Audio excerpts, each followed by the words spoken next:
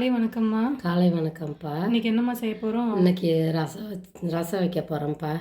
சரிம்மா. ரசத்துக்கு தேவையான பொருள் இந்த பாருங்க, இந்த ஸ்பூனில் வந்து 2 ஸ்பூன் ஜீரகம், 3 ஸ்பூன் மிளகு எடுத்திருக்கேன். இப்போ ஜாரில் போடுறேன். பல்ஸ் மூடில் போட்டு எடுத்துடணும்ப்பா. அங்கேப்பா சீரகம் மிளகு இது மாதிரி நுணுக்கியிருக்கேன் பற்றியெல்லாம், இதே மாதிரி நுணுக்குன பிறகுத்தான் இந்த பொருள் எல்லாத்தையுமே சேர்த்து நுணுக்கணும். மறுபடியும் இந்த பாருங்க, மிளகா 5 மிளகா, சின்ன பூண்டில் 2 பூண்டு நல்லா மொத்தமாக அப்படி போடணும். அடுத்து இந்த பாருங்க, கொத்தமல்லி இலை இருக்குது பற்றியெல்லாம், இலையும் கொஞ்சோண்ட காம்பு இதையும் சேர்த்து போட்டு அரைச்சா சூப்பராக இருக்கும். இந்த ஒரு துண்டு இஞ்சி, அவ்வளோதான்ப்பா. இந்த பாருங்கப்பா, எல்லாம் அரைச்சி வச்சுட்டேன் பற்றியெல்லாம். இன்னி தாளித்து அதோட வதக்கணும் எண்ணெயில் போட்டு. எப்போதுமே நான் ரசம் இந்த பாருங்கள் இந்த சட்டியில் தான் வைப்பேன்ப்பா. அளவாக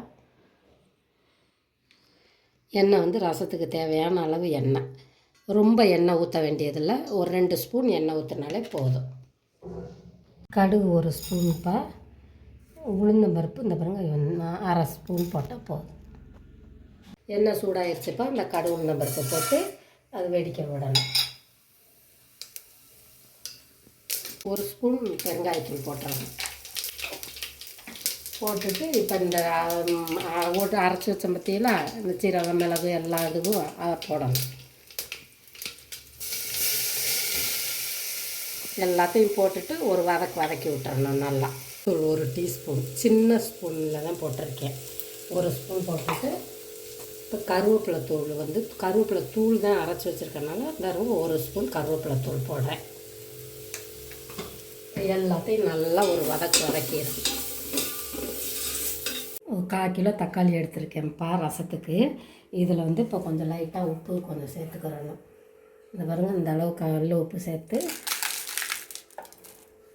இப்போ இந்த புதினா கொத்தமல்லி தழை 2 புதினாவும் கொத்தமல்லி தழையும் போட்டு இதை தக்காளியோட பிசைஞ்சு நல்லா கடைஞ்சி எடுத்துடணும். இப்போ எல்லாம் கடைஞ்சி புதினா கொத்தமல்லி தழை தக்காளி 3 கடைஞ்சி நல்லா கடைஞ்சிட்டு இப்போ ஊற்ற போகிறேன்.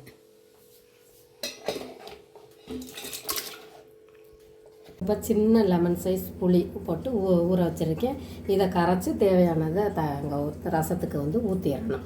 ஊறுங்கப்பா. தேவையான அளவு ரசத்துக்கு வந்து கல் உப்பு சேர்க்குறேன். நம்ம புளி கரைச்சி எல்லாம் ஊற்றி இந்த பாருங்கள் தண்ணி அந்த எவ்வளோவுக்கு அந்த புளிப்பு இருக்குது அதுக்கு தகுந்த மாதிரி ஊற்றி வச்சுட்டேன். பாருங்கப்பா, நுரை அந்த பாருங்கள் இந்த மாதிரி வந்த உடனே என்ன செய்யணும், ஸ்டவ்வை ஆஃப் பண்ணிடணும்ப்பா.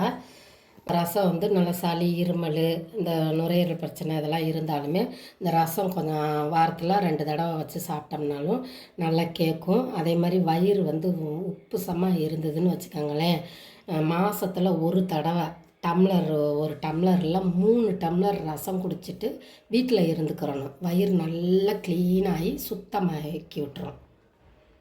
தேங்க்யூ ஃபார் வாட்சிங். இந்த வீடியோ பிடிச்சிருந்தா லைக் பண்ணுங்கள், ஷேர் பண்ணுங்கள், கமெண்ட் பண்ணுங்கள். மறக்காமல் நம்ம சேனலை சப்ஸ்கிரைப் பண்ணுங்கள். பாய்.